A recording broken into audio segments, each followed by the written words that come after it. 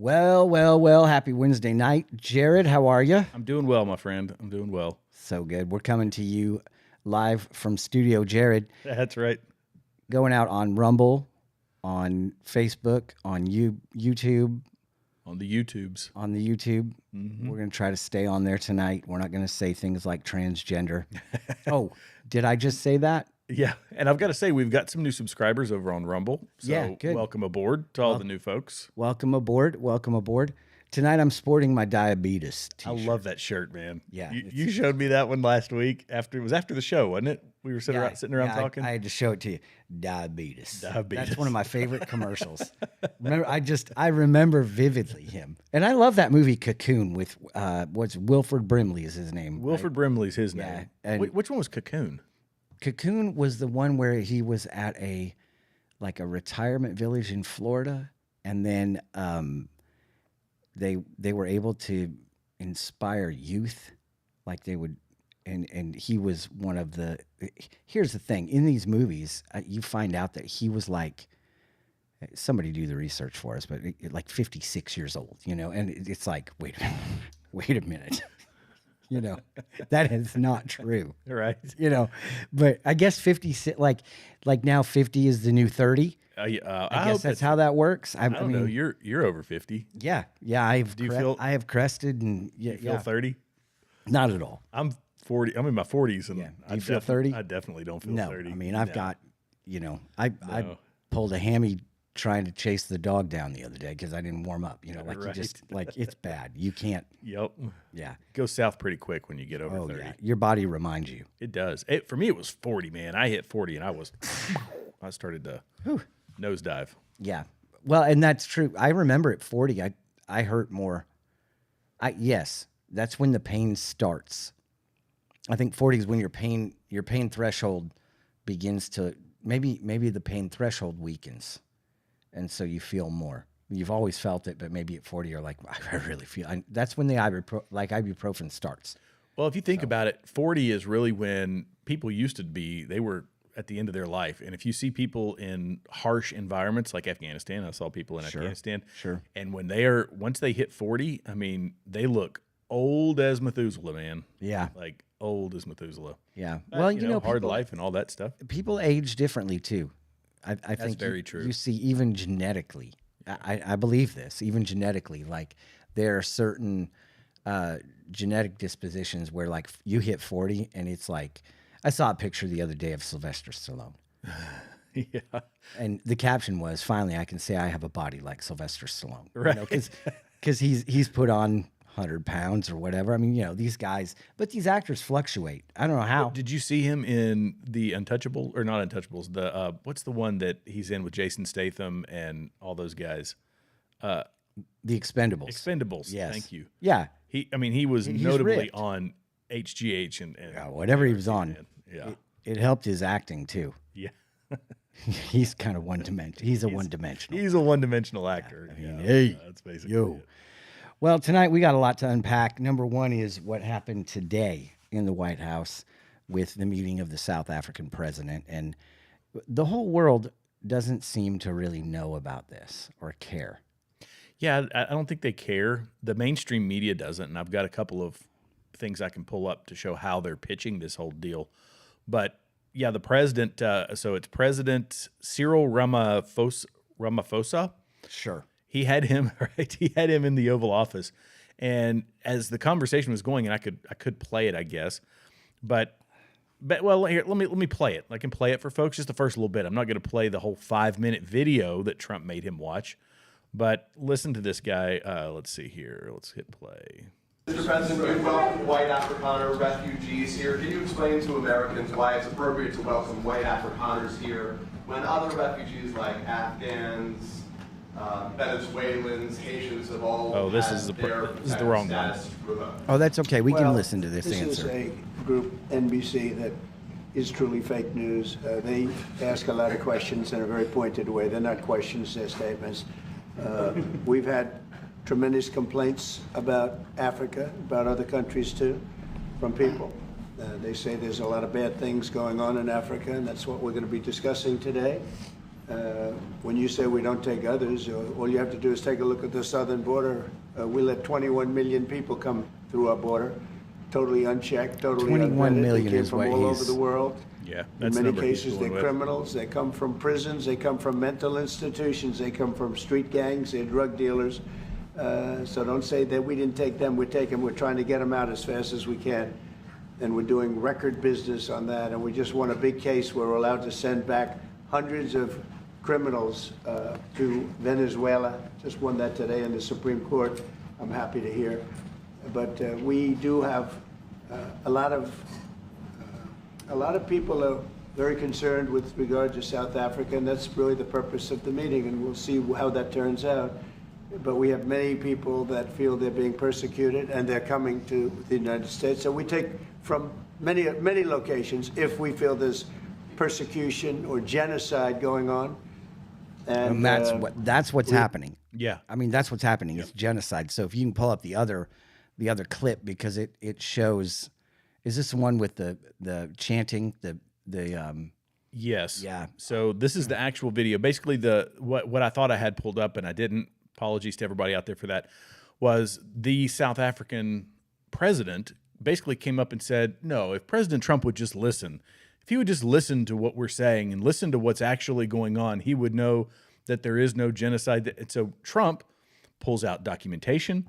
Trump pulls out a TV, and for 5 minutes. And I've got that clip that Peter Ducey that you sent me, and we'll play that one, and made them listen to this. This is basically the video. There's nothing this parliament can do. With or without you, people are going to occupy land. We require no permission from you, from the president, from no one. We don't care. We can do whatever you want to do. Who are you to tell us whether we can occupy land or not? We are going to occupy land. Yes. South Africa, occupy land. That's who we are. Honorable member, you can withdraw my membership from this useless parliament. Wait till the chanting gets started. Yes, honorable member. Must never be scared to kill. A revolution demands that at some point there must be killing, because the killing is part of a revolutionary act. Shoot to kill. Yamasa. Kill the poor. Which is farmer, white people. Kill the poor, the farmer. Brr, pa, pa, brr, pa. So this is apparently the guy who's the leader of this movement. Look at the number of people.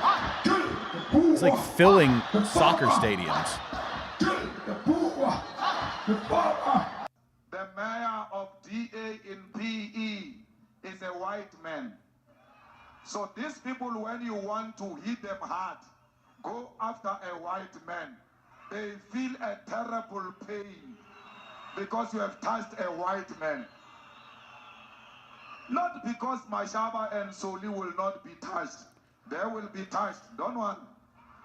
But we are starting with this whiteness. We are cutting the throat of whiteness. It can't. Shoot to kill. Now, do you think that with this going on, and I wanted to play, this is the clip. So each clip represents a white farmer who was murdered in South Africa. Now, the media is saying this is all a lie. This is not true. These are not all white farmers. And I've heard mixed reporting on this. What I did hear was that it was all of farmers, because this is about land occupation as well as racism. Right. That it's farmers, but 87% of the farmers are white people. Right. So- So these crosses are not all white farmers, but they're farmers. I don't think so, but they are and farmers. that's fine. Right. They're killing people for land. Right. And this is the point. And so he plays this. I mean, I love him or hate him. So far, he's had a couple meetings that show complete and utter strength. Yes. Zelensky was one. Yes. And look at the result that's happened here. We've got Zelensky and Putin coming to the table. Mm-hmm. And then you've got this where he just right in the face of the president of South Africa is like, I've got a buddy going to South Africa from our church. Oh, really? Yeah, with a mission trip to South Africa. And so we listened to one down it was at a church in Johnson City. I think he's here now. He left South Africa. He had been down there as doing mission work for a very long time. Had been in South Africa. And I keep saying, if I accidentally say South America, I apologize. I was having a conversation with my wife about this. I kept saying South America, but it's South Africa. South Africa. That's what it is. Yeah. And I think that this clip you sent me of Peter Ducey is a perfect description of this whole situation. Oops. Yep. And that is definitely the most awkward Oval Office meeting since Zelensky was here. It ended a little bit better because I can see the vehicle. It is not leaving. The South African delegation is not leaving early. They will be sticking around for lunch.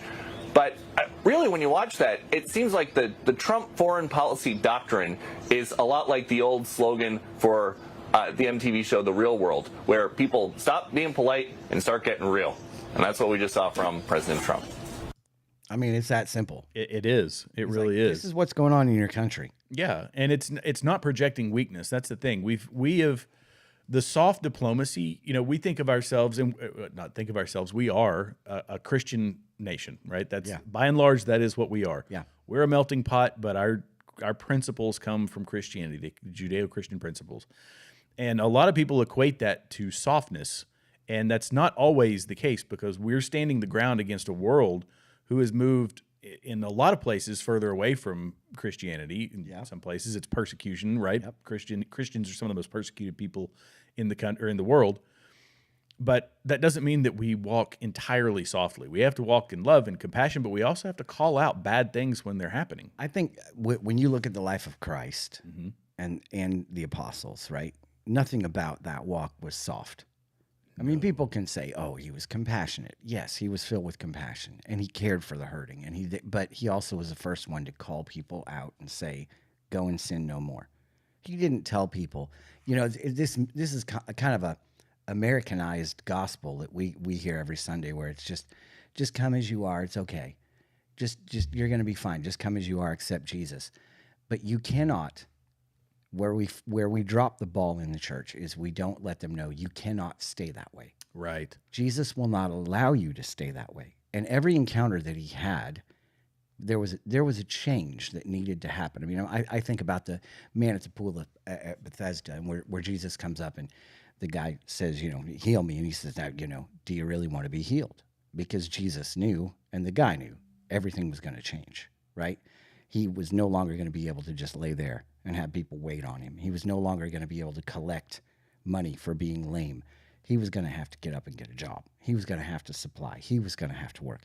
And so an encounter with Christ changes things. Mm-hmm. The Samaritan woman, the woman who was about to be stoned. I mean, just on and on and on. It's like, it's basically stop doing what you're doing. Yeah.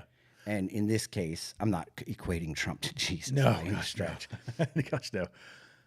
Lord forbid. But in this case, he's showing him the video saying, stop what you're doing. Right. Get them to stop what they're doing.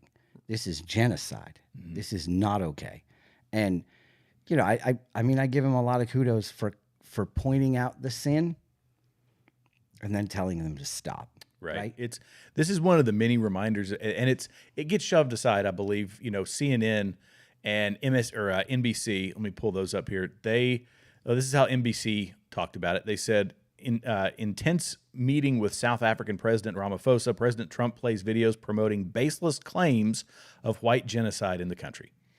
It's white people, first off, right? So you automatically have to be biased against them if you're on the political left. Yeah, you gotta. Right, because white people are the genesis of evil. That's the way they kind of look at it. Baseless. This has been going on for years. Yeah, it's now the reverse of apartheid. When they were going through apartheid, right, it was the opposite. Right. Now it's like it's almost like the purest form of CRT, of critical race theory. Yeah. Which is, in order to make up for past injustices, we need current day injustices that favor us now.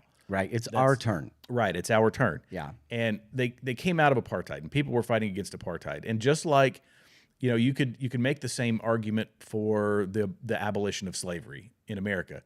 The abolition of slavery happened because enough white people who recognized it as an abomination fought to have it undone. Right. Right. And we fought a war over it. Right. Same thing with the Jim Crow South. When you take rights from people, it takes people that have the rights in order to fix the problem. Yeah, that's what I'm exactly saying? right. Yeah. Yeah. And so that's Say that again, because that's incredibly important. It you know, takes people that have the rights to fix the problem. to fix the injustices. Yeah. Correct. So when people have no rights, it takes the people with the rights to fix the problem. Right. To stand in the face of the injustice and say, hey, this needs to stop because it's not right. Right. I mean, yeah. And it's been a long time since we have had somebody who directly addresses the problem as opposed to politicizing it and putting spin on it. And Yeah, I don't talking remember. to I think this is such a valid point, because I don't think he said a word about what's going on in South Africa in any capacity, in any way, shape, or form in the media or any of his press conferences that they've had or anything else. It hasn't come up till today, where he called a spade and said, "Look, this isn't right." Yeah. And so kudos to do the hard things, you know? Yeah. And it also shows, you know, we talk about how he is so incredibly, you know, America first and everything else. I think this shows like he's actually people first. Yes, I think you're correct in that, and that's a new revelation. I believe he was for. You can listen to stories from back in the day. He was building a hotel, and he would help a guy who was cleaning the toilets or whatever it happens to be. Yeah, he's always been for the people. He has. He can't show that outwardly because it hurts his image, and his image is how he is able to leverage his negotiations or apply leverage in his negotiations. He's this hard, tough-nosed guy, and he is. But on a personal level, people say kind. he's actually got a kind heart. And Get off the very- house of a guy who And very funny. They say he's yeah, they hysterical. say he's really funny. Yeah. But you know, this is it kind of reminds me of this. What's a way to put it? You know, for us as people of faith, we call out the injustices where we see them, and we can't fall prey. This is why I think it's important to talk about culture and in some cases politics, because that politics is brainwashing a lot of people of faith, people that Absolutely. are, you know, like, what do I believe? Is there such thing as white privilege? Is there such thing as this, that, or the other? Is there actual systemic racism in this country? And all the hot button issues that the left really likes to talk about. But I think it's important to provide perspective, because we're calling out those things for what they are, which are evil in a lot of ways, evil ideologies and divisive ideologies. And we have to stand our ground on those to the bitter end, I believe, because just like, it's standing up for truth. Right. The disciples stood up for truth, and they went to their graves in horrific ways, standing up for the truth, because under no circumstances were they ever going to deny Christ. And I'm not saying that standing up for America or whatever is on the same level as that. It's not. But I'm just saying that when you are standing up for good and your life is guided by your faith, by Christianity, then yeah, you absolutely have to put yourself in the breach. Does that make sense? Absolutely. 100%. I hope I'm not yammering too much on that. Not at all. And I think you're touching on some really important things, because there are people that, you know, well, our show is a little too political. Well, I think we need to take a step back and realize that God is very concerned with nation building and nations throughout Scripture. You know, Jesus was the King of the Jews, right? The Messiah. Well, he wasn't their savior. He was their king. And most of the Jews believed that he was going to be disciples. And if you know anything about the life of Christ, they believed he was going to be some kind of military genius. They were going to overthrow Rome. They were going to take over. And if you talk to Ben Shapiro about it, you can watch him in some of his debates where he's debating, Christians. He believes the same thing to this day. Right. Yeah. They still do. Yeah. They believe this. And so, you know, you look at that and you go, okay, well, wait a minute. God is very much in the business of nations. Very much in the business of nations. And he is very concerned with nations. He established the nations. I mean, you remember at the Tower of Babel that where the languages were confused. And oh man, I watched his Genesis history last night again. I haven't seen that for ever. You watched what? Is Genesis history. Oh, interesting. Is that on? What's that on? That is on Netflix or I something? believe it's on Prime. Okay, I've got Prime. Yeah, I'm making a note of it. You want to talk about if you've never seen it, it is a really fascinating look at the history of the world, the history of society.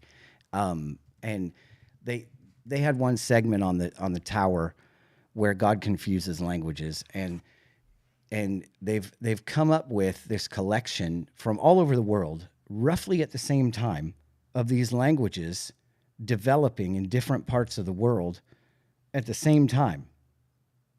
And they're distinct. They're all different. And they're all able to be written because, of course, that information went out as well at roughly the same time. And it is. Yep, it is a fascinating look at the history of the world. And it does. It's got a lot of PhDs and a lot of people that they interview. And it's a documentary, kind of. It is a documentary. But they basically take this stance of, let's look at this from the scientific lens and archaeological lens, and let's really map this out, how this happened. Mm-hmm. And it makes absolute, complete sense as to how it happened. Mm-hmm.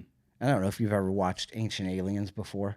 Have you ever watched this? I've watched some of it. Yeah, I've watched some of it. So, I mean, it's ridiculous, right? But they've got these, I don't even remember what they call them on this. It's like, alien, some, people that believe that all this wisdom was imparted by aliens.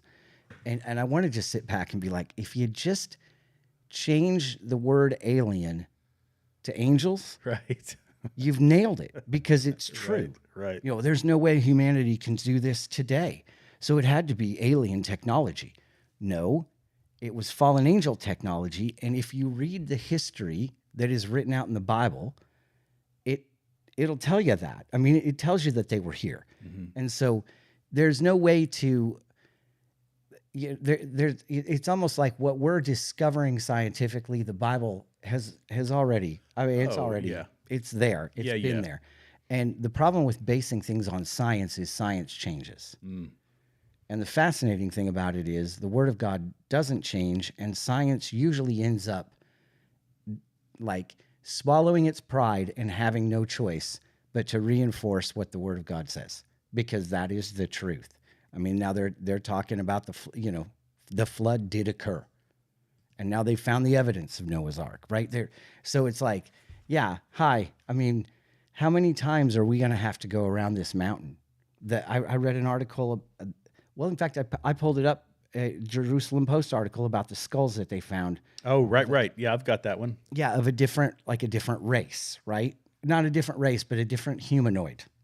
Right. They called them. It was Homo. It was Homo something else, but the way they worded it in the article was Homo Bighead. So. Yeah, Homo Bighead is what it literally meant, because their heads were a little bigger. Yeah. And the statement was made in that article that it kind of rewrites the evolutionary theory. Well, there is no, evolution didn't happen. Right. It didn't happen. And so we've been taught this because it was instigated by the Rockefellers, right? Mm-hmm. So we've been taught evolution forever, but it didn't really happen. And there's time and time again, they're coming out with these things where they're discovering and going like, yeah, bummer. That shows that didn't happen. That reinforces the narrative that creation was real. That just all it does is debunk what we've built our scientific community around for the last 70 years, 80, 100 years now. So yeah, Homo Bighead. That sounds like something we shouldn't say, or we get banned from YouTube. That is certainly what it sounds. But it just reinforces the narrative that God created the nations. Mm-hmm. God created humanity, and if you study the Word of God, you know that at some point there was a seed that intermingled with the human seed, and it created a subspecies that we see all over the world. And there's people that be like, "Oh, that's crazy talk." Yeah, take it up with Jesus, not me, because he's, they wrote it. Like God wrote that. I thought I had grabbed that one. Sorry, I realized that I hadn't updated. If anybody wants to know why I wasn't looking at Jeremy when he was talking, I realized that I'd messed up something on YouTube, but that's okay. And then I've got to look up here, and bear with me, but I think I sent it to you, or maybe I just sent it to Ben, but they have now developed they're Homo Bigheads found in China's woodlands. Yep. There it is. That's Extra large heads. Yeah. Homo julienensis.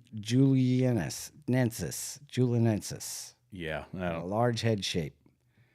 So, yeah, they fit between the Neanderthal and Homo sapien. Correct. So, and now they've got another.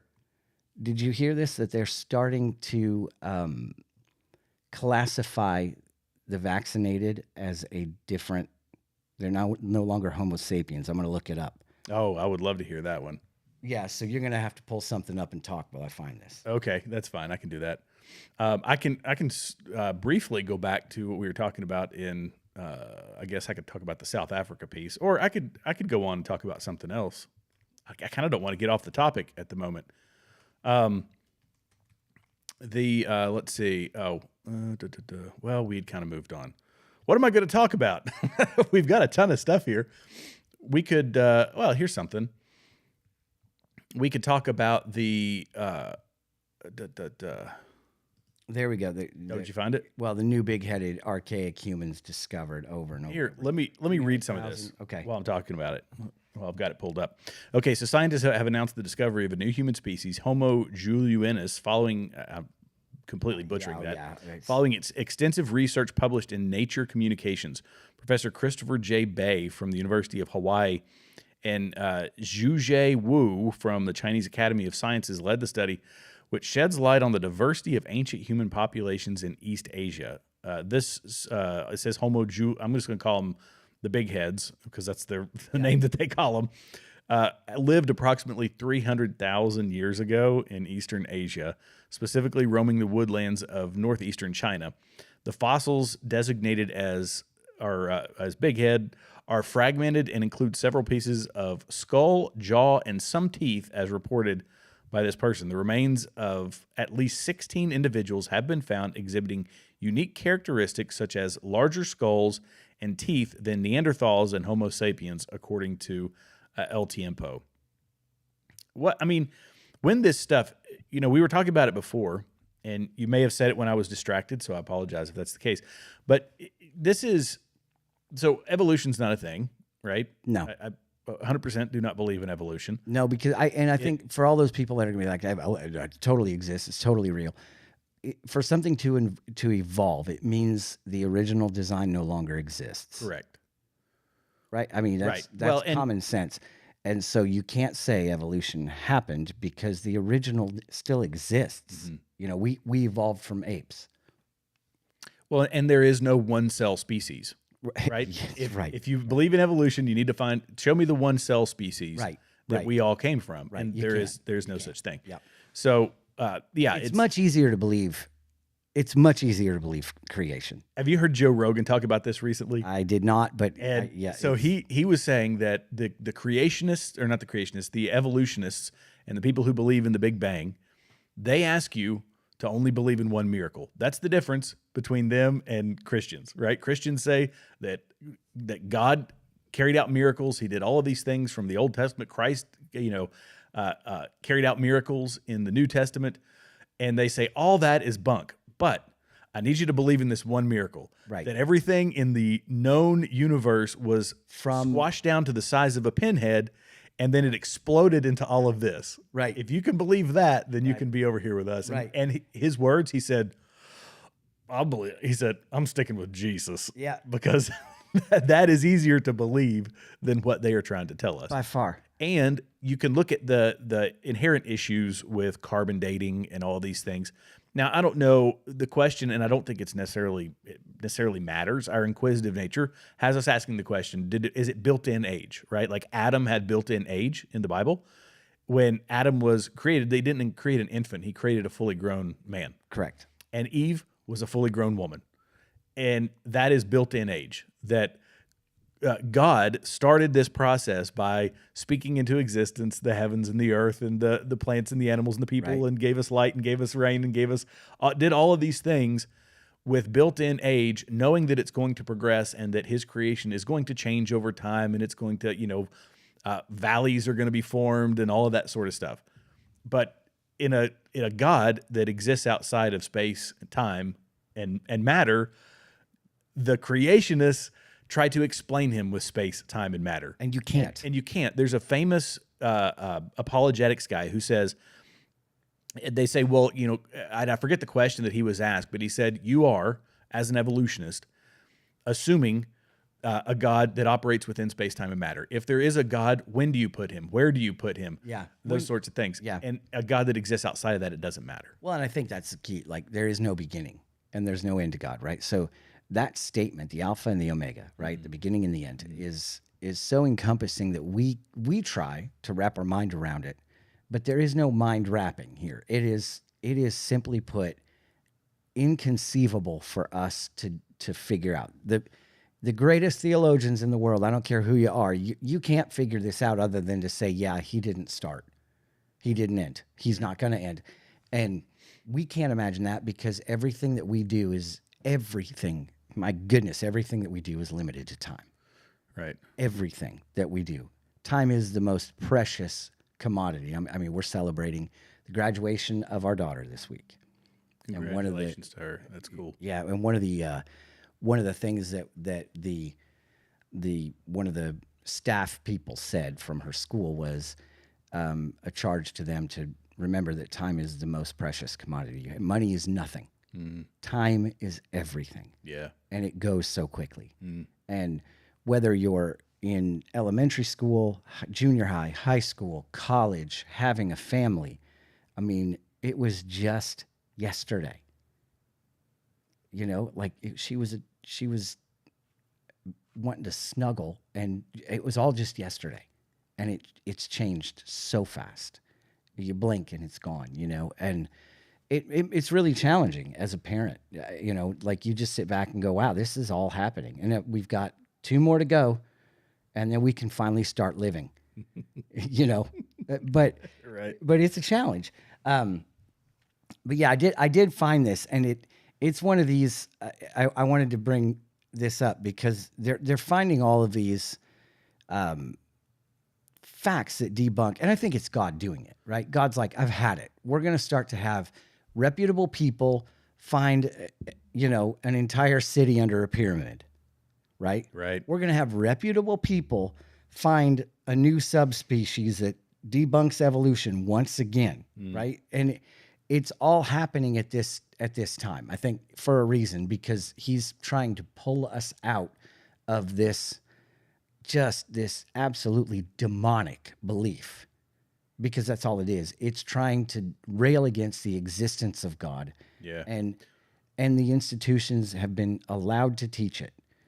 And so I think it's God revealing his hand saying, no, we're going to start showing you now what's happened. I did find that the new species is called Homo Bighead. Okay. And it is, so here's what's funny. The clip that they're saying is not true. This is not true. They're saying this is falsely claims that vaccinated individuals are classified as not Homo sapien, but something different. So a NASA study, a video claims people vaccinated against COVID-19 are genetically modified and have been reclassified as Homo Bighead, citing a supposed NASA study as evidence. This is false. The U.S. agency told AFP it has done no research on that subject, and leading health authorities have repeatedly debunked the claims that the shots alter the human DNA.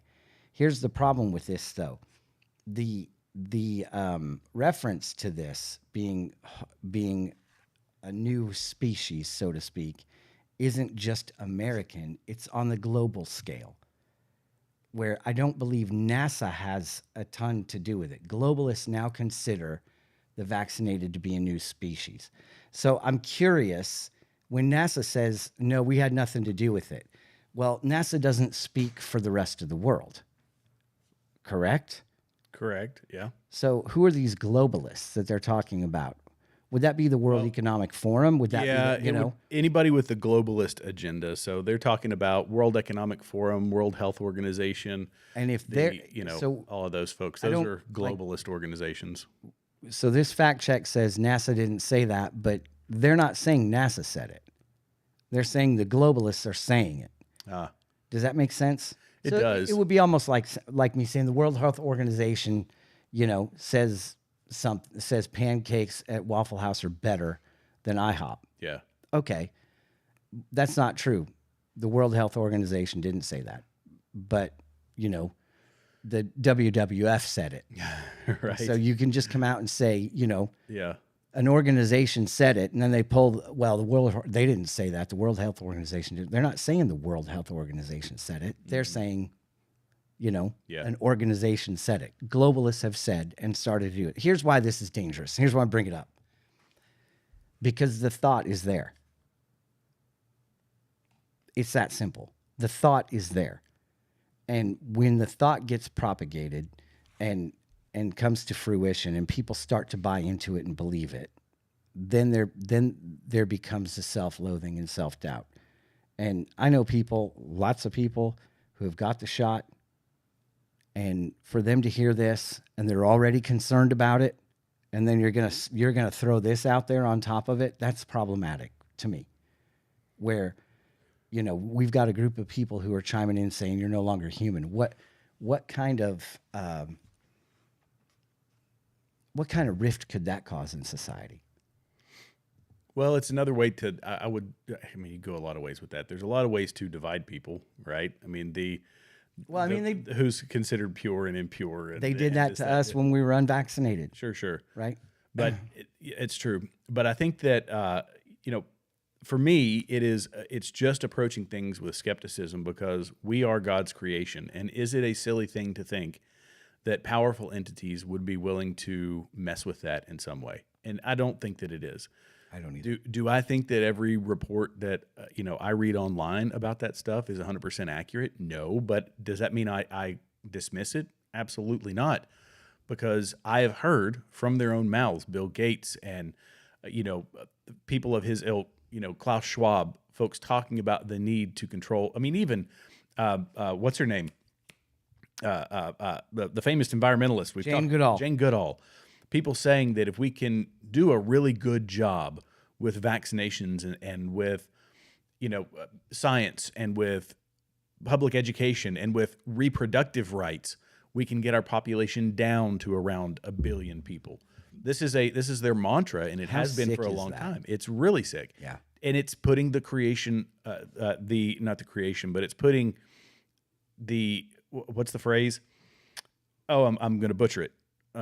Worshiping the creation, not the creator, right? You can butcher it. You kind of nailed it. Yeah. They worship the earth, Yeah. and they think that at any expense, humans included, we need to make things better for the earth. The earth, as God created it, we could leave tomorrow and it's going to keep on humming, right?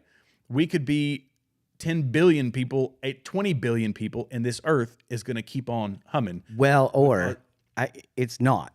Well, it's not, but I'm just saying But we don't have the impact on it, and that's the right. point. He made a self-correcting world that would accommodate our progress. We consider progress, but our scientific and technological innovations and using fossil fuels and all of this stuff. He knew this is how we were going to be living exactly our what life. was going to happen. And he said when he spoke into existence this earth, he said, "You know what? In however many thousand years, there's going to be stuff driving all over these roads that they're going to be building, and 500 years after that, they're going to be flying around and all of these things. I've got to make an earth that self-heals," and that's what he did. And I'm going to make an earth that thrives on carbon dioxide. Correct. Which is it is so, it's like common sense just goes out the window with this argument, right? It does. No, we need to cut CO2. Why? I would kill the plants, man. That's why. I would think the opposite, because everything thrives under CO2 conditions. You got to have oxygen, of course. But the more CO2, the more oxygen. Like the plants thrive on the conversion process. So it just makes your mind go a little bit numb that people are still stuck there. Right. And when I've talked to them, it just boggles my mind. How can you think, oh, I know how they're stuck there, because we've talked about this before, I think, because they worship Gaia. Their god is climate change. Their god is the earth, and it's very dangerous because it is thousands and thousands of years old. This demonic spirit of earth worship, and it's very, very real. Mm-hmm. I mean, they sacrificed humans to earth. They By sacrificed the bushel.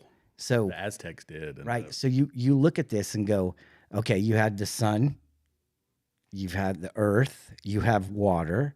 Like, these are all demonic gods that we worship the god rather than the creator of earth, sky, water, like all the things. And so, they're just misplaced people. They just don't know Jesus.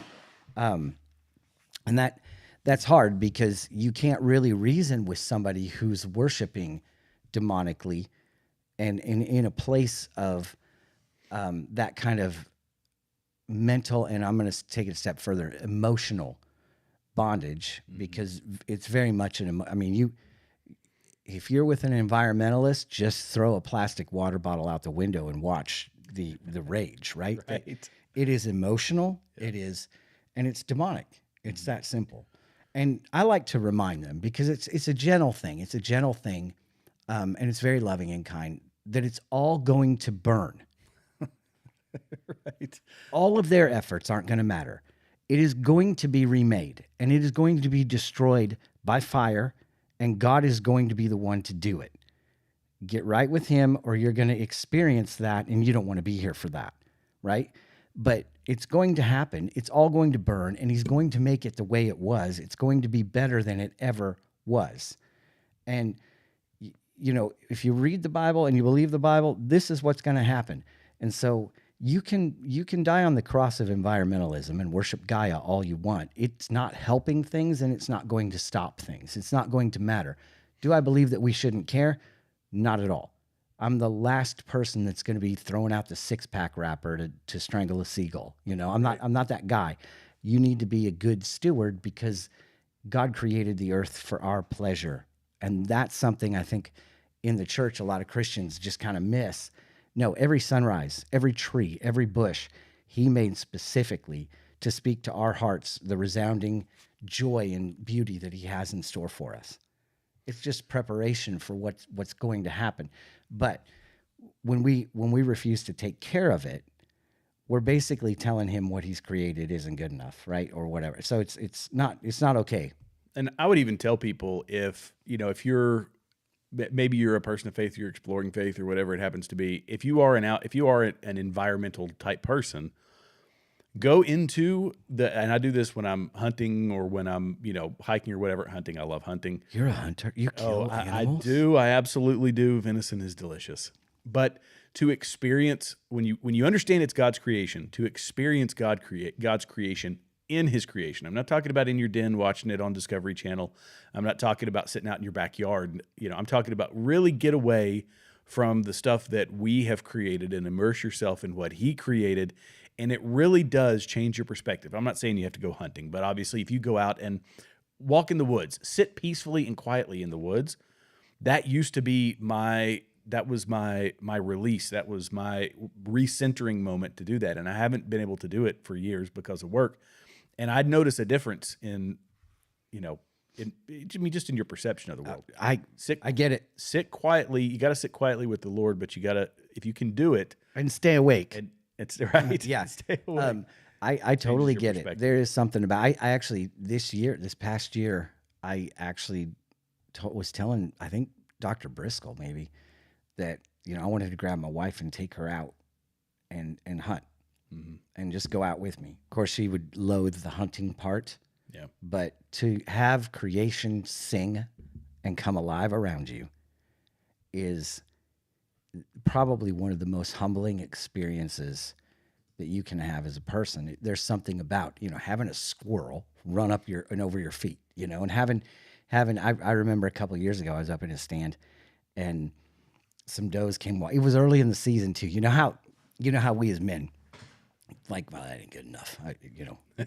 6 does come walking out. And you're like, oh, there's a big boy around here. I'm gonna wait, and we're not. You never see him. You never see him. Right. But I was in the stand, and they saw me, they heard me, and I moved slowly, and they had their heads down. They were eating. Now, deer can see up. A deer, it's a fascinating way that their eyes that their eyes work, because God knew that they were going to eat all the time, and so they can see up while their head is down, and they're looking at me. I mean, they're looking right at me, and I'm moving, and it got to a point where I stood up, I put my gun down, I'm moving around, waving. They didn't care that I was there, because I had gained their trust in the span of like 10 minutes, where I moved, they saw me move, but I didn't hurt them. And so it just, and they stayed there, and I was above them and moving around like nothing. And they stayed there, and I couldn't believe it. And I sat down, and I was just like, wow, God, this is the most peaceful morning I've ever had, is sitting there watching these 6 girls eat, and not a care in the world, just watching them. Just like, it was so enjoyable and so peaceful. And so, yeah, I agree with you 100%. There's something about, if you're an environmentalist and you're thinking about being a Christian and you're thinking about whatever, get out in nature where you just love nature so much, but get out in it, sit there, and then you tell me that God doesn't exist. Mm-hmm. And honestly, it's one of those things that, like this story, like we were talking about, it's almost, does it really matter? I mean, it's to question this and to understand where something like this came from.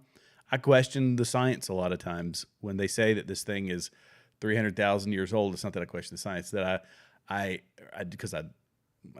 do, but it's, look, you're explaining away some little shards of bone that you have extrapolated into being this bigger head. We know that they never come up with the full skeletons. Ever. It's always, lumping stuff together, and we think that this might be what it would look like. Well, if you're saying it definitively that this is what it looked like, and you're doing that off of 3 shards of bone that you dug up in the ground, right?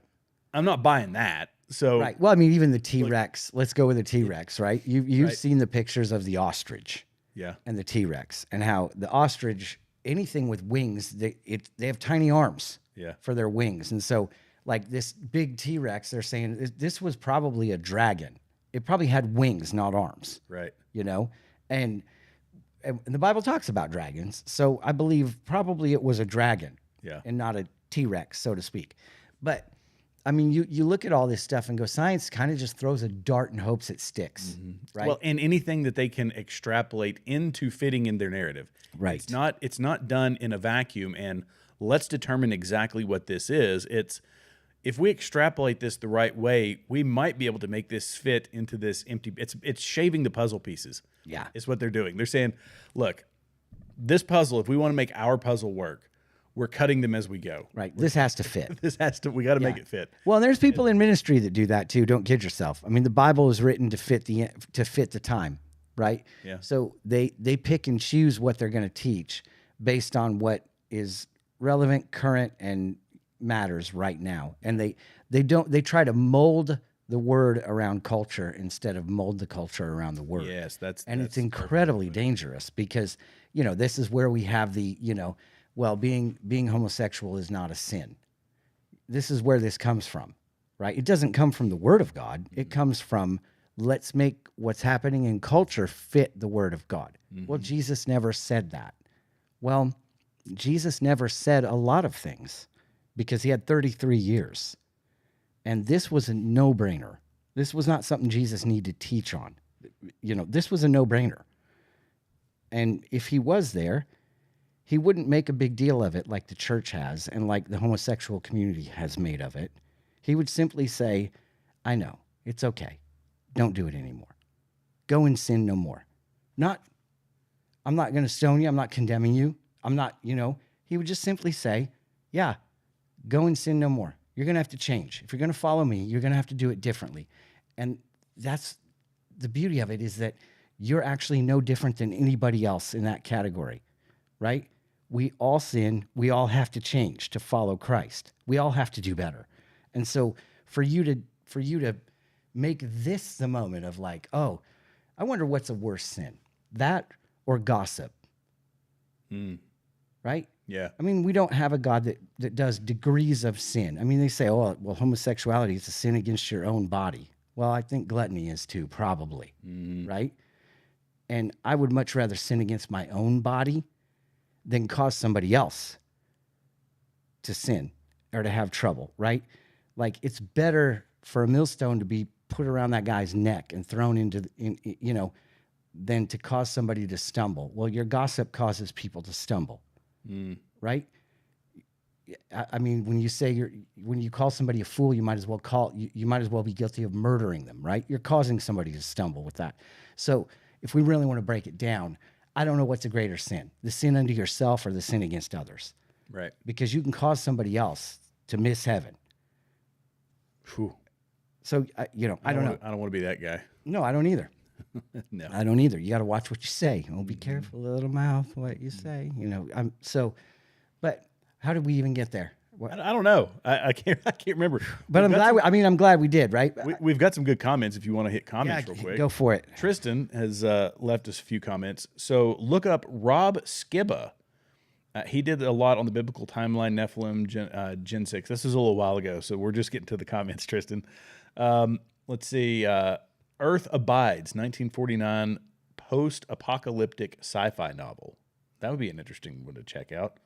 And then we were talking about deer. She said, recently a deer came right up to my husband's bass boat on a local lake around here, swam to the boat, followed him down the bank. Video of the encounter is on Facebook. Well, I know what I'm going to be doing. Love it. What in the world? What was he using for bait? That's the question, Tristan. I might start hunting right, from a boat. Right. I'm gonna grab this Rapala lure and see if we can get some in here. Next time, bring a screenshot with the snacks he had on board. Right, with right. What beverages was he were wearing? on board. Maybe he was wearing wearing something. Yeah. Did he have Fruity Pebbles with him? That's what I wanted. Oh, speaking of which, oh, dude, we got to talk about this. So, I had some oral surgery just recently, and it gets sore. You know how that is, right? Oh, yeah. And everybody knows my fetish for Fruity Pebbles, which apparently, and I'm going to look this up because I think I'm not alone. I think Fruity Pebbles is a secret guy thing. And maybe it's for the guys, in their 50s and 40s who weren't allowed to have that garbage when they were kids. And it's like, I'm making up for lost time now. I'm a big boy now. I'm going to eat all the Fruity Pebbles I want. But so my wife, I'm like, I can't really eat. Can I get some protein drink stuff, whatever? And she went to Sam's Club and found this Fruity Pebbles flavored protein powder.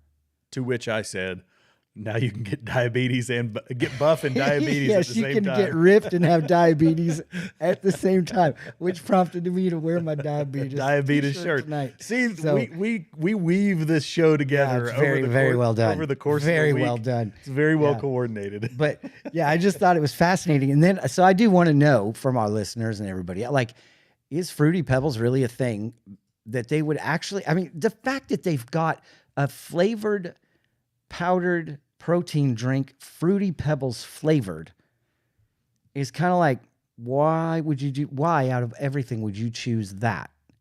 And why is Fruity Pebbles? So if you're, here would be my thought. It's the red dye. If you are, well, it may be, but if you are a guy like Jeremy who loves those Fruity Pebbles, but you might, you're a thin guy who's outside working all the time. But if you're a bit more portly and you need that to trick your brain into, hey, I'm going to. Yeah, maybe you know what I'm saying? Yeah. I think that's probably what it is. But yeah, Tristan, you can get your husband some Fruity Pebbles powdered protein drink. He'll love you. It tastes like the milk from the Fruity Pebbles, which I sadly never have because I just keep piling on the Fruity Pebbles till the milk is gone. Because that's how a man would do it. I'm envious of you and you guys don't know this. I'm going to spill the beans on what, maybe you've said this on the show, where, guys, I'm heading out of here. The grocery store closes in I got 10 minutes, and I'm going to get some Fruity Pebbles. Yep. I think this is an acceptable alternative for you. It's a great alternative, isn't it? I mean, it's diabetes, but you'll be ripped and look good while you have it. There you go. And there's nothing wrong with that. Go. But get your protein. So the next headline is really funny, and many of you have probably seen the posts where people are showing CNN having a broadcast. I don't know if you saw this. I don't know which one. They're having this broadcast, and the ticker on the bottom, you know how they just kind of highlight what's going on in the world on the ticker that's not part of the broadcast. The ticker on the bottom says, "Mile-wide volcano ready to erupt off the coast of Oregon." This one? Yes. And wow. And that's it. Like, that's it. I mean, nobody's really talking about this. And the reason why is because if you read up on it, it's like 4,200 feet underwater. And they're like, well, we probably won't even notice it. It'll be like a bubble, you know, like 4,900. 4,900 feet. Okay. That's pretty deep. Yes. So when it goes off, by the time it gets to the surface, it's just going to be a bubble. But it's a mile wide. Now, it is 300 miles off the coast of Oregon. Mm-hmm. And they're saying that it could trigger up to 10,000 earthquakes. The possibility, well, not the scientists that CNN likes to quote, but there are scientists that say it could trigger up to 10,000 earthquakes. And it could also set off the Yosemite volcano. Oh, wow.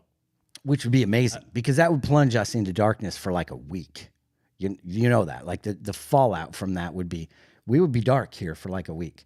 And I remember Mount St. Helens going off. And, you know, even living in Colorado, you've got the fires, everything else. It is kind of gloomy. It gets dark.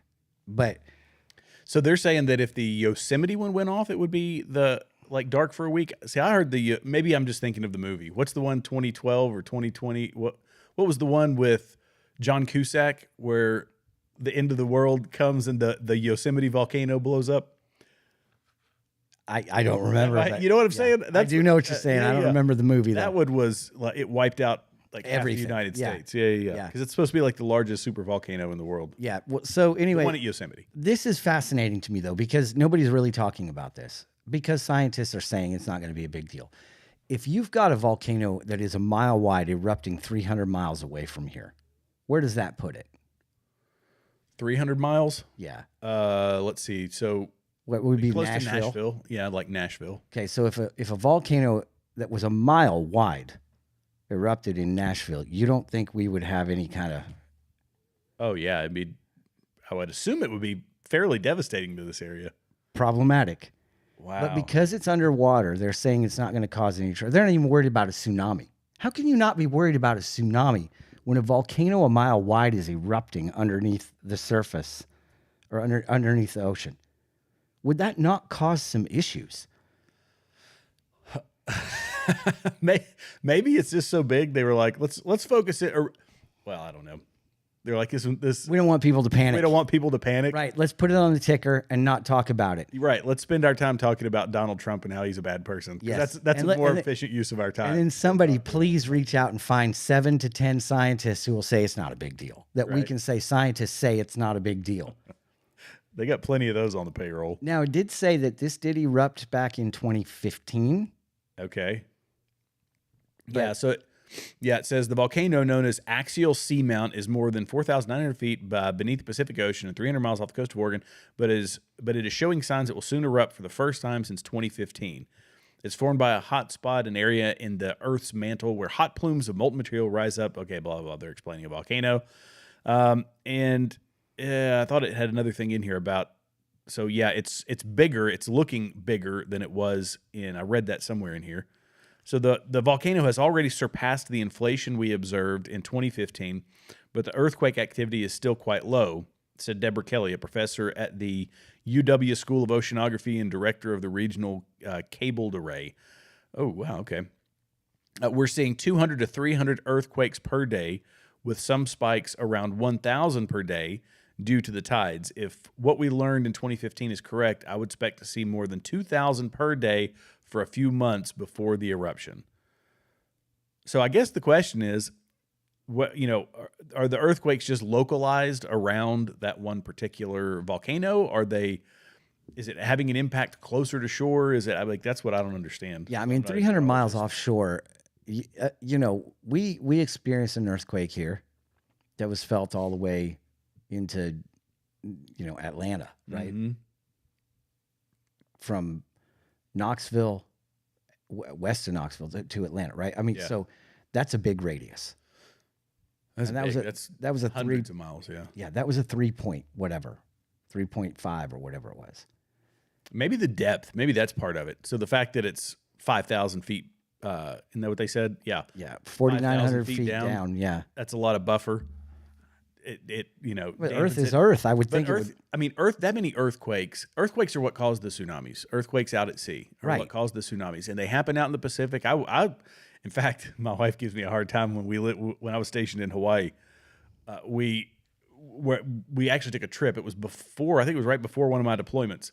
We took a trip, and the trip was foiled because of a tsunami, which I slept through. And we slept in the parking lot of a grocery store on the Big Island of Hawaii. And then I experienced 2 or 3 other tsunamis, small ones, Yeah. but always because of earthquakes out at sea. Yeah. So I don't know. So if this is going to have it's already bigger than it was, and they're experiencing before it goes off. I think what she's trying to say is, if anything showed us anything about 2015 showed us that if this one is the size that it is, it should have around 2,000 earthquakes a day before it goes off. Well, I'm thinking that that's quite a bit of unsettling. 2,000 a day would be a lot of earthquaking, a lot of movement. And how could we not be concerned if you live on the West Coast about this? Oh, don't worry about it. It's fine. It's from here. There are people that drive to Costco that far. Yeah. And we're not, don't worry about it though. It's fine. It's so deep. You're not going to feel it. You're not going to know. It's so deep. Maybe it's not that's even the gonna, case though. It's not even going to move the water. So yeah, I don't know. I do know this, that it's predicted in the Bible that the earth is going to quake a lot. And what are we seeing? More and more earthquakes. I used to say, well, it's because, you know, we are more advanced and we know that they're happening, right? But no, we're actually feeling them now. Like we felt it. So I don't know. It's pretty crazy. I am looking up the Rob Skiba on YouTube. And yeah, he's got quite a few videos that we need to dive into and watch. I'm going to screenshot those comments. Yeah, go Tristan. So, because I'm going to want to look those up. Anytime I can get additional information, I'm always, welcoming of it. Let's see. You want to swap topics? We've got a couple of things to talk about. Yes, let's go for it. James O'Keefe. This is an here we interesting go. one. Oh man, is this wild? James O'Keefe, the guy is wow. He went in hiding, but he didn't. Yeah, he's lived a very difficult life. Does he have a family? I don't even know if he's got a family or not. But he released first ever footage inside of Epstein's mysterious island temple. So on Tuesday, he released exclusive footage showing the interior of the so-called temple structure on Jeffrey Epstein's private island, offering the public its first look inside the infamous building. And let me see if I can get this pulled up on X, because it is, and I think I've got the right video here. Look at the size of those shelves in that. If you guys can see that. Yeah, they can see it. I've got picture it that pulled up. all covered with baby oil, like at P. Diddy's. Like at P. Diddy's house. Oh, here we go. Okay, so let's pull this up. Man alive. Like, this place is... Oh, if I can get it to play. What is a mural on What that is up with ceiling? X's player these days? It's just being X. Hang on. It's just... Dadgummit. Why you got to be that way, X? There you go. Now make it big.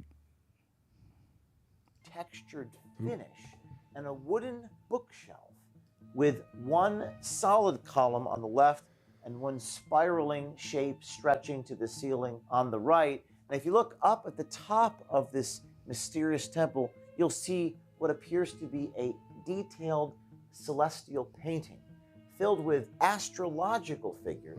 Before we dive too deep into that, let's just take a step back. Back in 2019, Jeffrey Epstein's arrest for sex trafficking set the internet on fire, and one image became iconic. This mysterious building on his private island Little St. James, located in the U.S. Virgin Islands. The gold dome represented those on the religious structures around the world, like the Dome of the Rock in Jerusalem. We found that Epstein's temple most closely resembles this building in Aleppo, Syria, a bathhouse constructed in the year 1384 by a Muslim dynasty. There are obvious similarities, such as the gold dome roof and the stripes, but also notice the identical stripe pattern around the tops of the arches.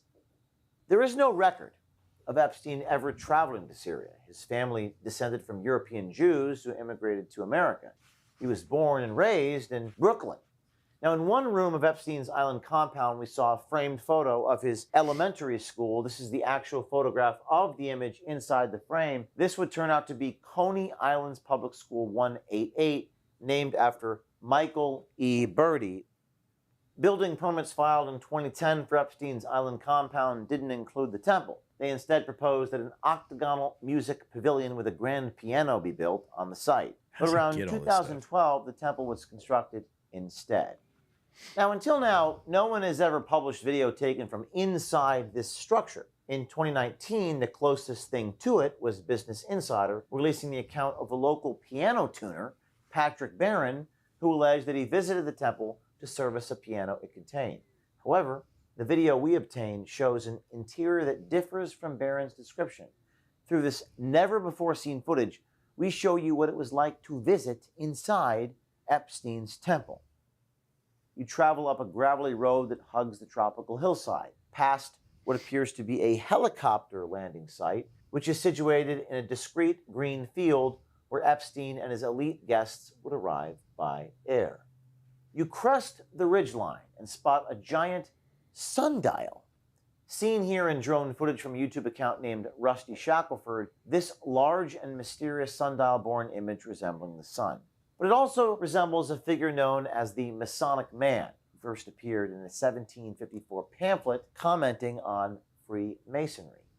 You ascend further, and the infamous building emerges on a small hilltop up the gravel road. This footage was captured after Epstein's arrest in 2019. Now, some will say, well, this is old footage, but everything related to Epstein is 5 years old. He died 5 years ago, Right. and all of the tens of thousands of videos are also 5 years old. It's still very important for us to ascertain what actually happened.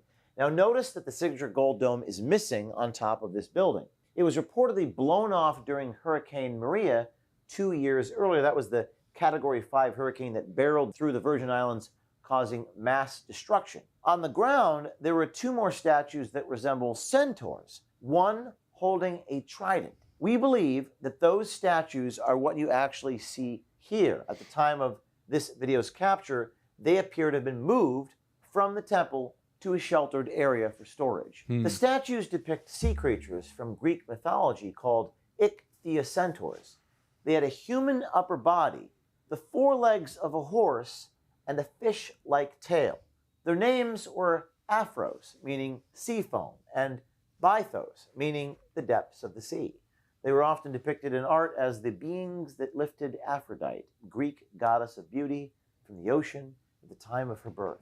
Now, approaching the temple, you can observe that the three-dimensional qualities, the architectural features, have simply been painted on to a flat, two-dimensional surface, not unlike the sets for a stage play. Now we are on the inside of the temple. You're looking at a photograph taken inside the temple. There is no piano, no supervillain chair, no sacrificial altar, no child sacrifice. Appears to be no elevator going into the ground, as some have conjectured. Just another renovation project. Looks like it was never completed. Now, looking up at the ceiling, here's a high-quality photograph. We can see one more piece of art. A large canvas that depicts the zodiac constellations. It bears a striking resemblance to a year 1570 fresco on the ceiling of an Italian palace. Very similar images there. You notice something here? This all stems from like defunct, obviously non-Christian, but you're talking about Greek mythology, Islam, the cult, Freemason, like it's cultic, cultish. It's all cultish Yeah. depictions. Yeah. Isn't that wild?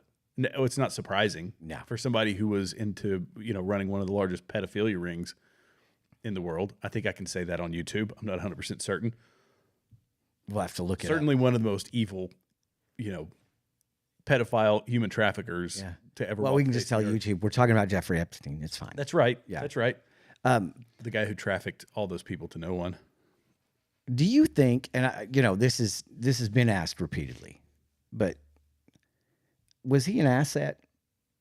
Man, so people say, you'll really get some folks fired up on that one. A lot of people say he's Mossad, that Ghislaine Maxwell's father was Mossad. Yeah.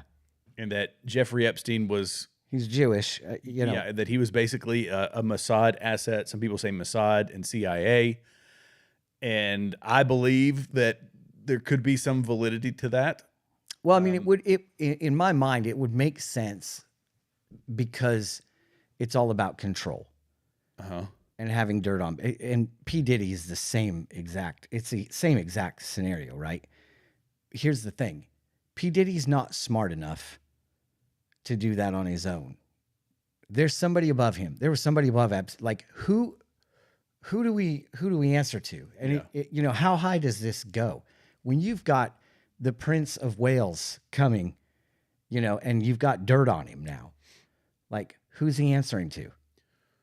Well, and that's the other thing. The anti-Semites, they really go nuts over the Mossad connection. Yeah. Because it's like we've talked about before. This is what they never say. Instead of saying it's Mossad, let me rephrase. They say, I'm a proud American. I love this country. So if you ask them, do you think the CIA is corrupt? Darn right they're corrupt. And you say, but America is like, the people of America are not corrupt. Well, no, the people of America, some of them are bad, some of them are good.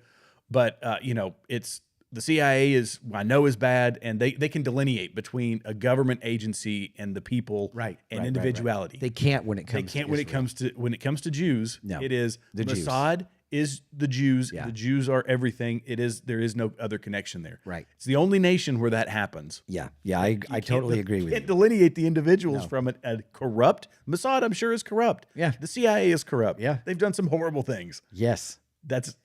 It's completely different than the ethnicity of the people. Right. But we're just going to say it's the Jews. That's what they're going to say. Those Jews. It's some Jews. Yeah, those Jews over there. Oh, gosh. It drives me nuts. Oh, it's terrible. It's aside from being just horrible to put all the eggs in the same basket is like, yeah. It truly is an island of deplorables, or whatever. Like, it's like, no, not every Trump voter is a deplorable. I'm sorry. Well, we come out hard against Islam, but that's not to say that the people don't have the capacity for good, that there aren't good, not like act and their outward actions aren't actually good people who still practice that religion. But you go to the core of the religion itself, and that's a completely different story. Correct. It's bad, and it has, even if it has, the pill hasn't poisoned you yet, it's coursing through your veins, right, and eventually will lead to destruction. Yes, but that's a person they're just beholden to that, right? And I think that it has nothing to do with their ethnicity. I think that's kind of true in with everything. Yeah. However, the practices of the occult, there is, anybody that's involved in this, there isn't any good in, like, they're evil. They are evil people. This is evil. Yeah. And to try to color it any other way is like, okay, so anybody that's associated with him and has done and partaken in the things that he's done, or P. Diddy, like, we want to know. I don't want to know the flight log. I want to know. I want answers. I want to know, and we've wanted to know since before the show started. That long ago, we've talked about this. Like, we want accountability. We want to know who's the ones that we can stop watching in our movies, because the minute they're done. Oh yeah, yeah, their careers are over once it gets released. And so why are we holding on? Why are we holding on to this? Why do these people still have a job? Why is Tom Hanks still making movies? Or why is, and I'm not saying Tom Hanks is one of them, but I'm using him as a name. Kevin Spacey. Kevin Spacey. That's a great example. Although I don't think he's working anymore. I don't think anybody will hire him anymore. Yeah. And so, but yet every time you watch his movie, does he get paid? Is there royalties for that? I don't even know because I'm not famous and not an actor. But, I want these people to be held accountable. At least let us know who they are and let us make the decision. I mean, that'd be the easy way is just say, well, these are the people that are involved. We can't get charges filed against them because of X, Y, and Z, or some idiot didn't do the paperwork right. And so we're going to have to let them go. Let us know who they are, and they'll be bankrupt because the American people are going to be like, you were part of that. You were part of that. And I mean, and all it takes is that just the word that, yep, you were part of it. I mean, how many Obama lovers have completely lost faith in him because of his association with P. Diddy and Epstein? How many Clinton lovers, if there are any, Oh, there still are. There's people who, they swoon over him. I mean, he's fallen into not obscurity, but there's video of him with one Secret Service agent walking down the street, and people are filming him. It's not like he's nobody special anymore. But his wife pulled blocker for the people who were making allegations against him. Yes, she knew that was, and it's part of me thinks that a lot of folks out there just wouldn't care. They'll say, I don't believe it. I'll believe anything that I am told by the mainstream media. Right. And if they say that it's not a big deal, I believe that. It's not a big deal. Even though I know that the most prolific human trafficker and collector of dirt on powerful people, using it for blackmail and leverage to enrich himself and to do whatever else for Mossad or the CIA and everybody else, that I'm still going to look the other way. Yeah, it's okay. It's fine.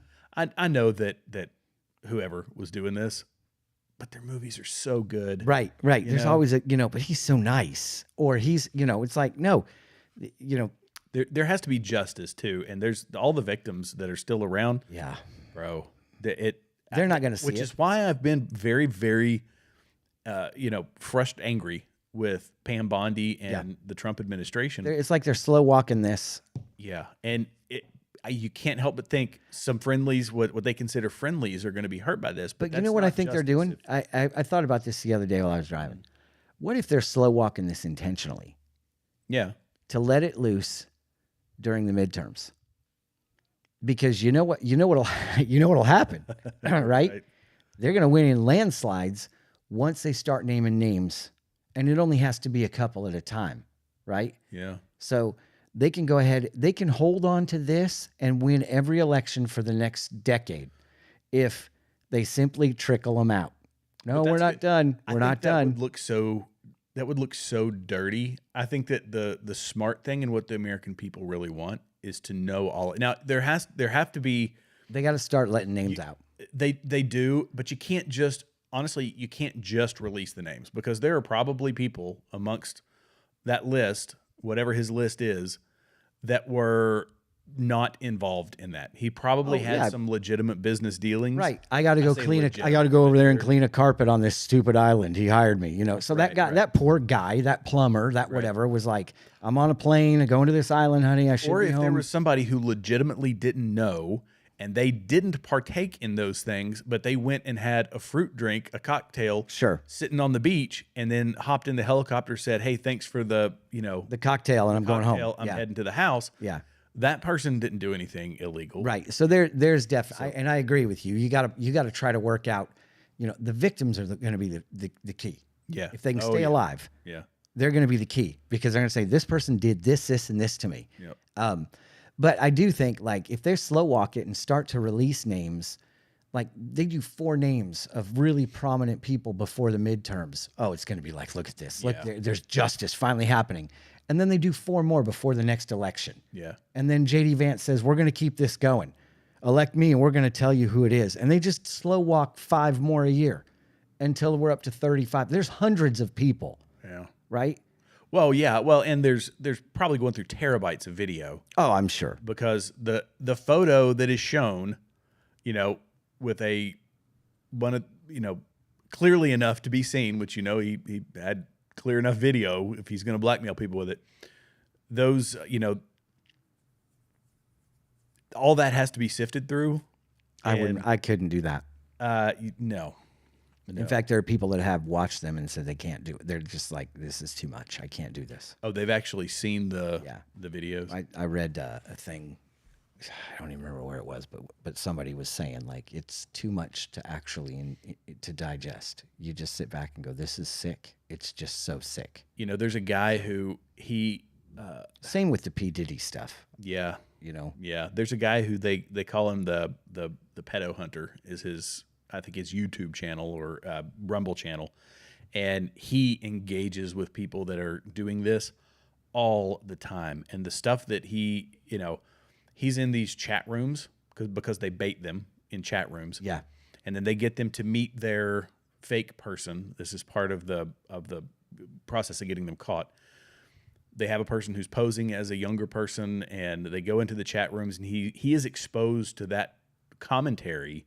He obviously doesn't have to endure the act, but he knows he can see hundreds or thousands of people seeking this type of behavior. And how that guy handles it, it's no wonder that he's I don't even think he's 30 yet. I think he's 29 years old. Maybe he might be 30 now, but bro looks 45. Yeah. It'll wear on your soul. He's doing good because he's saving a lot of people from these predators, but he's talked about weeks where, we got 10 guys this week, the week before that we got 5. The week before that we got 2. We got 3. We got 5. He's caught, I think, 400 or 500 that he has caught, and he's like, I haven't even scratched the surface of this problem. My old brother-in-law, one of my best friends, was part of the FBI and pretty high up in the FBI. He could carry a gun in the White House. That's pretty good. It's pretty high up, right? But we had to talk about some things, and it's, that he had done and seen, and it's like, do you just walk down the street and look at everybody and think the worst? And he was like, absolutely. You can't not. Because if you're in that line of work, to the depth that they're in that line of work, and they see the depravity of man, it's everywhere. And it's in every person.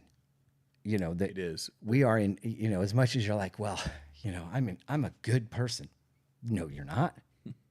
The Bible says your righteousness is as filthy rags, which are disgusting, if you know what that means. You're nothing. You're nothing on your own. Your goodness cannot compare to God's holiness. And so it really is telling, though, these guys that do that, like, he aged in the last 5 years, seeing the evil and being so, and especially with that, because you could be sitting next to the person that's doing this in secret, and same with my brother-in-law, like the people that they would deal with were not like your, white collar embezzlers. These are people that are hell-bent on mass murder. Or have already taken hostages and they've got to go get them. And so, but they don't know who they are. I mean, they could be your neighbor. You don't know who they are. Yeah. And because they're doing this in secret until the act is until the cell is activated, they're living a secret life. They're cooking hot dogs or whatever at a barbecue for you, and then the next thing you know, they're trying to commit genocide. And it's like, wow, that's evil. Yeah, I think that we we have a hard time. Most people in America are very sheltered. Oh yeah, totally. They don't really have a good perspective on the depravity of mankind and what they are capable of. And I think that's a sad thing that they don't have a better understanding of that, because you really get a perspective on good versus evil when you see that level of depravity. I always use the example in my second deployment when our unit found people that were buying mentally challenged women so that they could put suicide vests on them and send them into bazaars and blow them up, right? That the young kid who detonated himself, and he's probably 12, 13 years old. And someone that would goad another person into doing something that horrific they're evil themselves, but it shows the end result of, whether it's evil ideology or just the general evil that exists in this world that, we have to be aware of. Yeah. Because we have to know what to look out for. But that's the evil that Christ that Christ overcame, basically. Yeah. Well, yes. I mean, absolutely. And that we're susceptible to, regardless of how pure you might be, you follow any ideology to, whether it's we talk politics or something, but something that at its core sounds good, you follow it to the end of the line and it becomes something evil, like a white genocide. Follow CRT to where it's going to be, which is the genocide of white people, because you say that they're evil, you say that they're bad, and that might sound good to try to fix an injustice. Follow it all the way down the line. Well, BLM is a great example, right? Let's go ahead and abolish the police department. Why? So that we could have the exact thing that's happening in South Africa, right? Where you enslaved my ancestors, so I'm going to try to enslave you, which I guarantee would be there. They would love to do that. Yeah. Right. I mean, Hitler did the same thing, right? He drove it from here's all your problems. I'm going to fix these problems. Yeah. We're going to use socialism to fix these problems, but I need an enemy. These people have been successful. Follow that to the nth degree. We need to get these people out of business is where that started. We need to get these people out of our country is where it started. Take it to the nth degree, and 6 million people die. Yeah. Yep. It's any ideology, really. And it seems good for me, right? Selfish. It feeds our selfishness. Except for one ideology. Except for one. And that's what's amazing, isn't it? Like, you really follow Christ. That's not in you. Right. That can't be in you because he considers that sinful. Yes. And for you to understand that, you go, okay, this is the only one where you go, this is absolutely wrong, And I love you're bringing up Nazis. We got to be careful with that because, everything we hear about Trump is Nazi. And yet it's the opposite. They just can't see it. They can't see it. And I'm not a huge, listen, I love Donald Trump. He's my president. He's not my God. Right. And I will pray for him just like we pray for Biden. Just like we prayed for Obama, just like I prayed for Bush, he's a president. And so I honor the office. I don't have to love the person that's in it, but I pray God directs them because that directly affects us, right? And we want them to lead well. But all that being said, they claim about the fascism and the Nazism and everything else when it is so simple. And I know our audience is educated and not stupid, but they're the ones that are doing this. It's not him.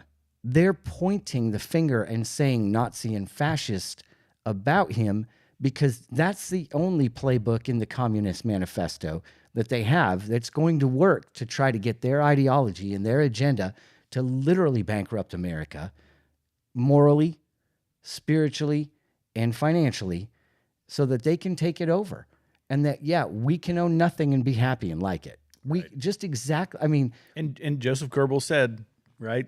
Repeat a lie long enough, and people eventually believe it. And so this is all they've got. We're just going to keep saying the same thing. He's a Nazi and he's a fascist because then they believe it. And that's out of, if I remember correctly, that was in Das Kapital, which is accuse your enemy of what you yourself are doing. Yeah, well, there you go. And when you control the media, you can do that. And it's been done time and time again. Accuse your adversary of what you're doing.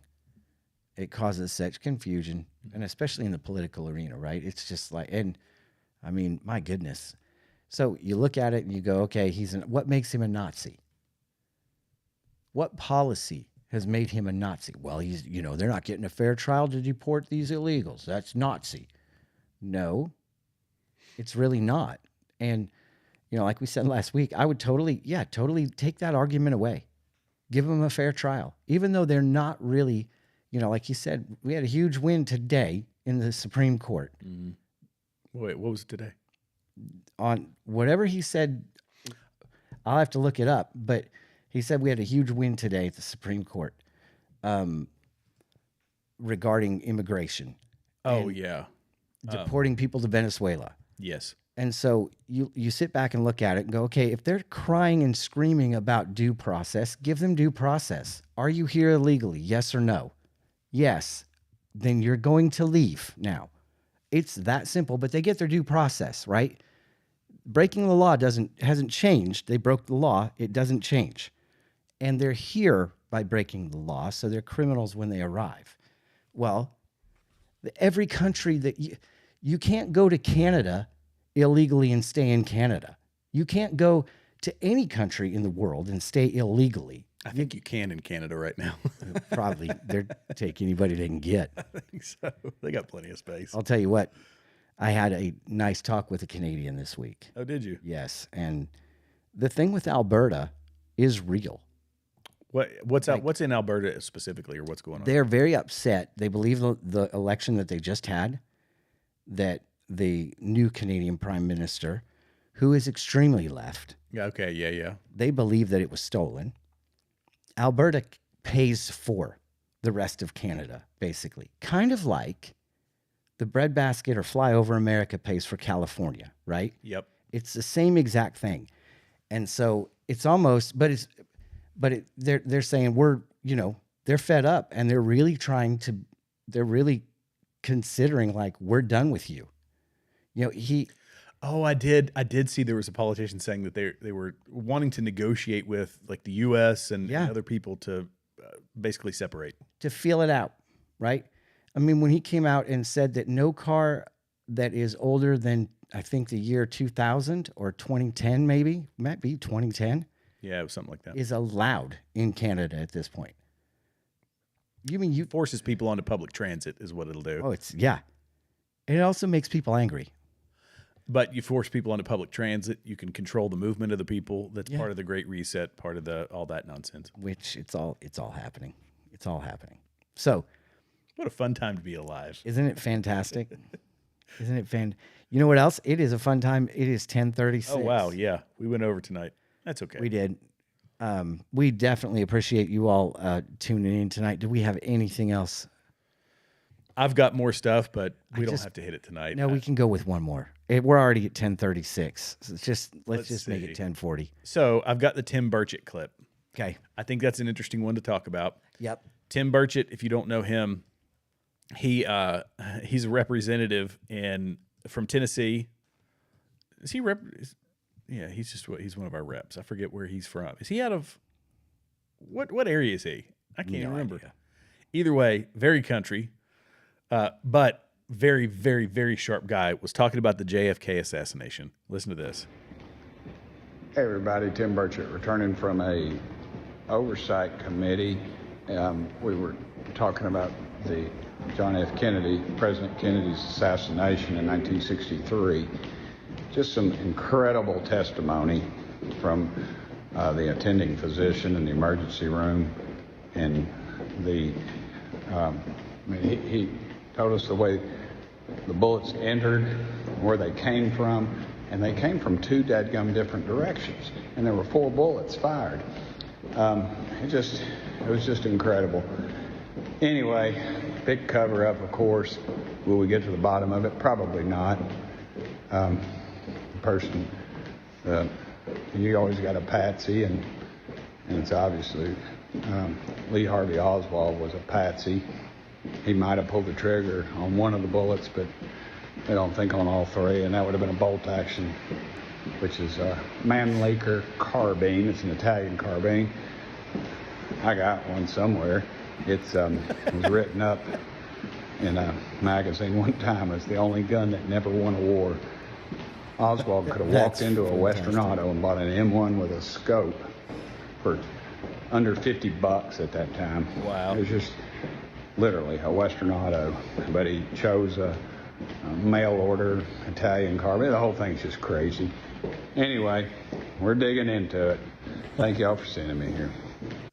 He ends every video like that. Thank you all for sending me Thank you all for sending me here. Yep. He talks about the craziness, talks about the silliness, but thank you. And why in the world, at this point, yes, it's a big deal. But at this point, okay, it happened. It's over. It's over a long time ago. 60 years, right?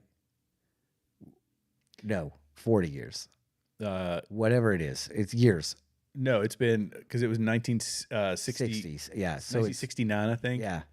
So 60 years ago, 64 years ago, whatever. It's done. In fact, a lot of people that were alive during, like, a lot of people are dead that were alive during that, right? So let's just find out, but let's not make a big deal of it. We all know it was crooked. We all know it was our own government. We've speculated. You're just confirming what we've speculated since it happened, right? I think that. Yeah, I'm sorry. Go ahead. I mean to interrupt. Why don't you have the same fervency to root out what's going on right now with the people who are still relevant? Why is James Comey not in jail? Why is Hillary Clinton not in jail? 86-47. That whole mess. Well, I took it down once. I just figured it meant, yeah, you figured wrong. And who is your handler that's saying, yeah, go ahead and post whatever you want, Comey? That's a bad idea. All these politicians need to have somebody go, hey, why don't you bounce that off me first? Let's talk about this. Like, what could be? Nobody seems to weigh out the pros and cons of their posts. My daughter doesn't, Yeah.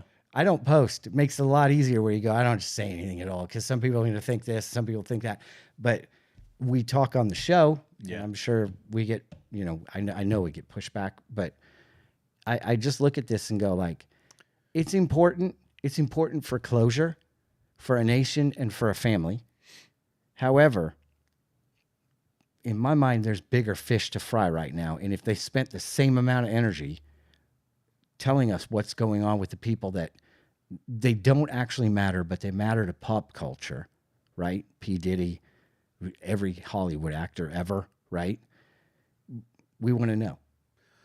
Yeah, but I think this is the MO for the federal government, which is Americans, we the people want real-time justice. Yeah. Just like it happens in our life. Right, but not in theirs. The guy runs into the drunk person runs into the family in the van. A mother loses her life, and a child loses. Like, these are things that happen, and there is justice. Yep, we want that, not just here on the streets with us little people. We want it at the higher levels where people are doing what Jeffrey Epstein did, or doing what Diddy did. Yeah, are taking out other individuals like they did with JFK. The Tuskegee experiments, the cloud seeding that we didn't find out about until later, and it was happening in the 50s. And still going. And still going strong. We want to know who is doing what, right, when they do it, and we want justice when they do something bad, right? The Tuskegee experiments and all these horrible things. And it's because we serve, for Christians, we serve a God of justice. Yes, so that's one of the reasons why we want it, is because he's a just God, and it's part of our nature to want justice. Yes. The problem is it hasn't come for 100 years. When it comes to the government, they do what they want, and there's no recourse until hopefully now. And why? It's like dangling a carrot just out of reach for the entire populace of the United States, where we go, oh, they're going to get him. They're going to get him. Oh, wait, no, they're not. Or maybe they will. Oh, something big's going to happen. No, it's not. And when it does, it's selective. This is why the only reason I pull this up. This happens, the bribery that happened. Yeah. This goes on all the time. Okay. All the time. Okay, you got a retired 4-star admiral. Good for you. Yeah. It's important to let us know that, but you're going to make this a thing to stand on? Really big news is dropping. He's got to be careful about that statement, because he'll say really big news, or she'll say, Pam Bondi will say, we got something coming out tomorrow. And if it's not something that's going to make people's heads spin, you keep your mouth shut about it. Because at this point, we're tired of hearing that. We want to see heads roll. We want to see justice. We want Adam Schiff, who has over, I think it's 140 some correspondence with Epstein, right? Really? Wow. We want him gone. Mm-hmm. We want him out. We want him strung up. Right? We want justice to be served. Not strung up. That's right. Extreme. But figuratively speaking, we want justice to be served. We want to see prison time for these people, because it's what they deserve. The Russia collusion. Millions of taxpayer dollars were spent on a hoax.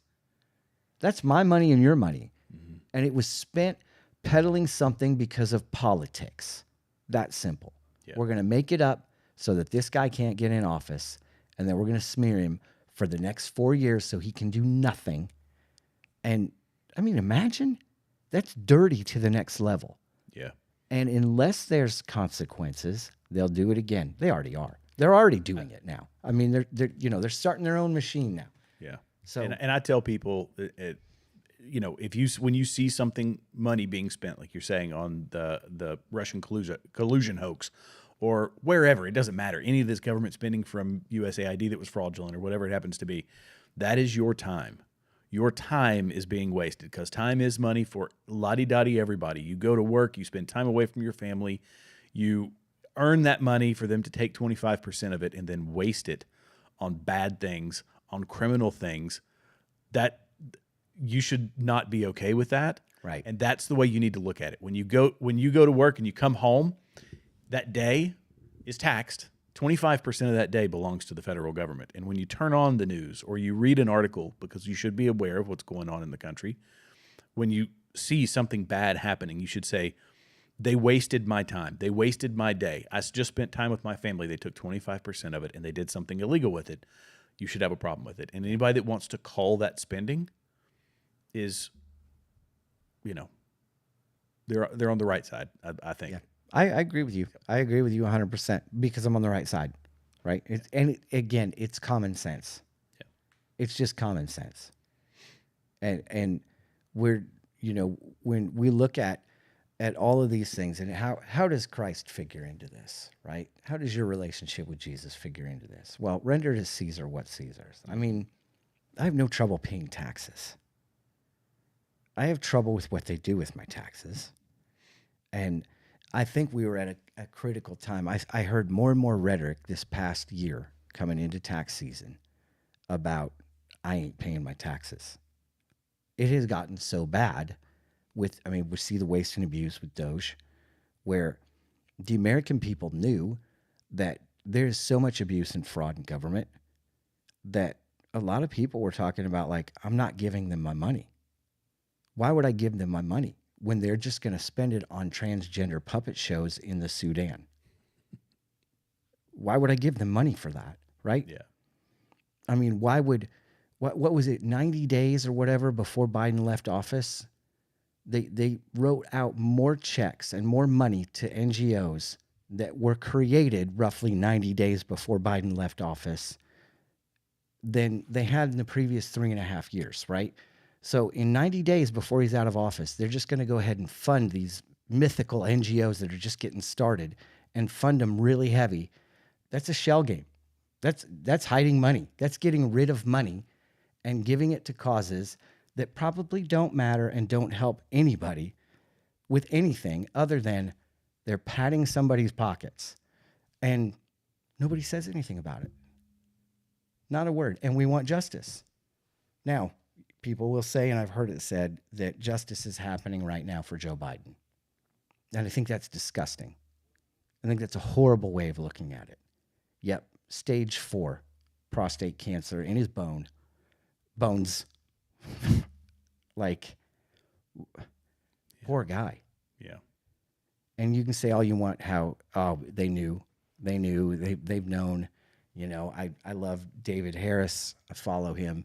He's got a very cool way of looking at this, that they were going to try to get him up there and get him in knowing that he wouldn't make it, so that Kamala could definitely become the next president. And that would be one way of doing it. It makes perfect sense. It is sad what they've done to him. And he needs our prayers. He needs our support. I don't believe this is God's punishment over him. I don't ascribe to that. Do I agree with him? Do I agree with him? No. Do I think he was evil? Yes, I do. But I don't think this is God's wrath on him. I think this is just the fall of man, and sickness is part of it. And I really do pray and hope that, I don't know what kind of quality of life he'll have after this. It seemed like the quality of life he was having before this wasn't very good to begin with. I don't know how much he's going to have left, but just peace on his family. They've been through a lot. Oh, yeah. Yeah. And they've made a lot of money, but they've been through a lot. Yeah. And so, and we didn't even talk about that tonight, but the world knows at this point. Everybody knows. So, and I've seen the Republican part of it. Like, oh, if you're not going to stand up and clap for a kid who overcomes cancer at the address that President Trump did, but you're going to come out against Republicans for saying anything about Biden, it's like It's this double-handed. It's constantly double-handed. It's so deceitful. It's so evil, where we just forget that we're human, because you're a Democrat, or you're a Republican, and it's not even Democrat and Republican. It's liberal and conservative. I think people that identify as Republican and Democrat are kind of like whatever. Yeah. It's the ones that are like, I'm a liberal, I'm a conservative, that are like, Yeah, we're definitely bifurcated. Yeah, on both sides. It's so bad. And so let's rally around at least Joe Biden and agree to pray for him, pray for the family, and let's also rally around our president. No matter what you believe, no matter what you feel, rally around him, support him, pray for him, because a nation that prays, whether you believe in the guy or not, whether you appreciate his policies or not, doesn't matter. You're to pray for the man because he's appointed for this time leader of our nation. So we uphold him, and it won't last forever. And I think that's the thing people just forget about. You're not going to destroy the country in 4 years, no matter how hard you try. I think we just witnessed, as a conservative, we just witnessed that for 4 years. They couldn't destroy us in the last 4 years. He's not going to destroy us in the next. So relax. It's a snapshot. We'll make it. And there's my 2 cents. It's good 2 cents. Yeah. 10 minutes to 11. So we are, I have no chance of getting Fruity Pebbles tonight. So No, I think you're done. do want to say, as always, we want to close out every broadcast with saying that Jesus is the greatest thing that could ever happen to you. And there are people searching for answers. And I just encourage you, find somebody that is a believer in Christ. And if you don't have anybody that's a believer in Christ, go ahead and pull up on Google the book of 1 John, or read one of the Gospels, Matthew, Mark, Luke, or John. It'll tell you the story of Christ and what he did for you. As always, for those of you that follow us and listen, we like to close out our broadcast by saying, keep your eyes to the skies, because our King is returning, and there's so many things that are showing us that's going to happen soon. It hasn't changed just because Trump's in office. Yeah. So anyway, we love you. Thanks for tuning in. Thanks for all your comments. And I'm going to go listen to Rob Skiba now for another 4 hours. She's right. There's a ton of videos that we can listen to. So, yeah. Okay. God bless you. Till next week. Braver than the rest.